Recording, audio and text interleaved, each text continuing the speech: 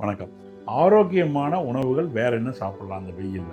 அன்றாடம் நமக்கு தேவையானது மாவுச்சத்து, புரதச்சத்து, கொழுப்புச்சத்து, நார்ச்சத்து. நம்ம சாப்பிட்ற உணவுல சமச்சீரா இந்த 4 இருக்கிறப்போ, நமக்கு தேவையான எல்லா சத்தும் அதிலிருந்து கிடைக்கும் உணவுல இருந்தே. அதில மிக முக்கியமானது நம்பர் 1 வந்து நீர்ச்சத்து. அதை நம்ம பார்த்துட்டோம். அடுத்தது நல்ல ஆரோக்கியமான கொழுப்புச்சத்து. ஆரோக்கியமான கொழுப்பு வகைகள் எதில் இருக்குன்னா, நட்ஸ் அப்படிங்கிற விதைகள்ல இருக்குது. அதில் வந்து பாதாம், அக்ரூட் அப்படிங்கிற வால்நட்டு, 3வது வந்து சியா சீட்ஸ். நீங்கள் அந்த நேச்சுரல் ஃபுட்டில் கடையில் ஸ்டோர்ஸில் இருக்கும், அதை வாங்கிக்கலாம். அதை ஊற வச்சு நீங்கள் இதில் எடுத்துக்கலாம். அளவு மற்றதெல்லாம் உங்கள் நியூட்ரிஷனிஸ்ட்டையும் டாக்டரையும் கேட்டால் சொல்லுவாங்க.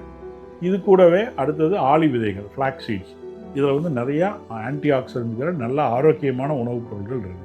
இதை வந்து குறிப்பிட்ட அளவு, பாதாம்னா 4லேருந்து 8 வரைக்கும் எடுத்துக்கலாம்.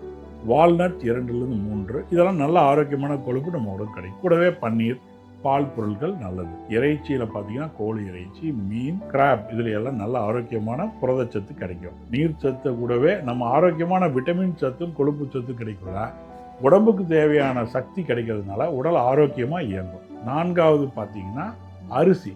எல்லாருமே வெள்ளை அரிசி தான் சாப்பிட்டுட்டு இருக்கிறோம்.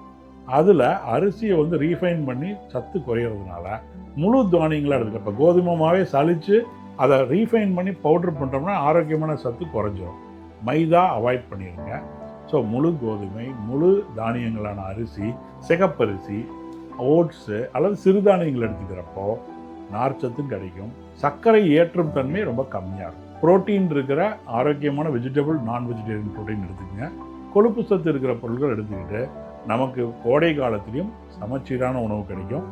எல்லா பொருட்களையும் சாப்பிட்ட திருப்தியும் கிடைக்கும். வெயில் காலத்துலேயும் டீஹைட்ரேஷன் வராமல் ஆரோக்கியமாக நம்ம உடம்பை குளிர்ச்சியாக வச்சுக்கணும். நன்றி, வணக்கம்.